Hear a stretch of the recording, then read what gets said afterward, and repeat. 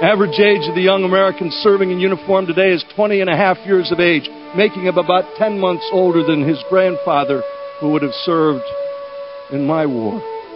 He's a high school graduate. He's a volunteer. He is brighter, better educated, better trained, led, and equipped than any soldier, sailor, airman, guardsman, or Marine of any country in history. He goes to work wearing an 8-pound Kevlar helmet, a 45-pound flak jacket, and today in Kandahar, it was 110 degrees, and he'll hike up those hills and walk back down them without complaining. He's been taught chemistry and physics and ballistics and avionics and electronics to operate and maintain the most sophisticated weapons and equipment ever designed by the hand and mind of man.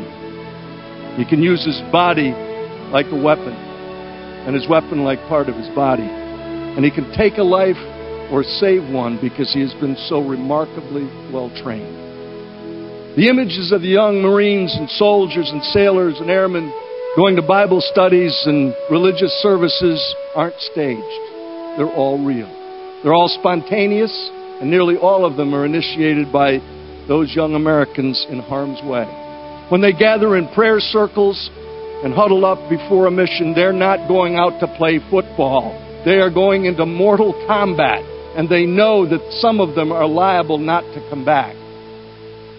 And they do it because they have faith. Just for the grins, how many of you raised a teenage boy? I used to do this when Betsy wasn't there because she eventually told me, I saw you raise your hand. I did that. Think about getting a teenage boy to clean up his own room, do his own laundry, fix his own meals, clean up everything without a size 10 in the backside. And yet that same youngster today washes and mends his own clothing, feeds himself, takes care of cleaning his weapon, cleaning himself. He's totally self-sufficient. The kid who once wouldn't share a candy bar with his little brother now gives away his last drop of water to a wounded comrade, his only MRE to a hungry Afghan kid, and splits his ammo with a mate in a firefight. I always save this one for last when I'm explaining it to young people about who they are, because so few of them know the truth of these youngsters. This is a frame taken from my footage on the 6th of April, 2003. Baghdad is the smoke pall you see in the background. The Marine unit I'm with embedded is the van, the lead element of the attack on the eastern corridor. We're about 15 miles outside of Baghdad, and a Republican Guards regiment ambushes this Marine rifle company. They spin their Humvees around, and there is a gunfight that occurs between this regiment and this rifle company.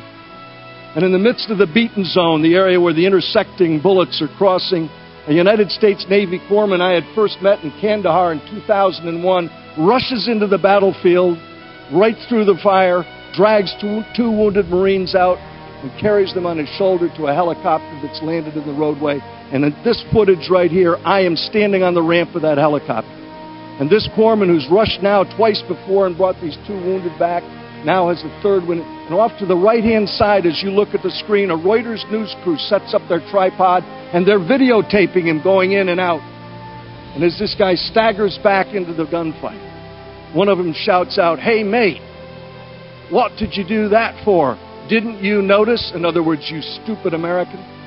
"Didn't you notice that wasn't a Marine?"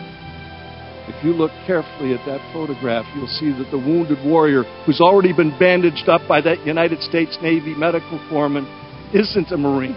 It's a wounded Iraqi soldier. And this U.S. Navy corpsman has rushed into the battlefield to save his life. And so, because it's polite company, Wayne, I can only put it this way. In response to the Reuters news crew, the Navy corpsman gives them a gesture. You're not supposed to get that part. He gives them a gesture. He says, "Didn't you notice? He was wounded. That's what we do. We're Americans."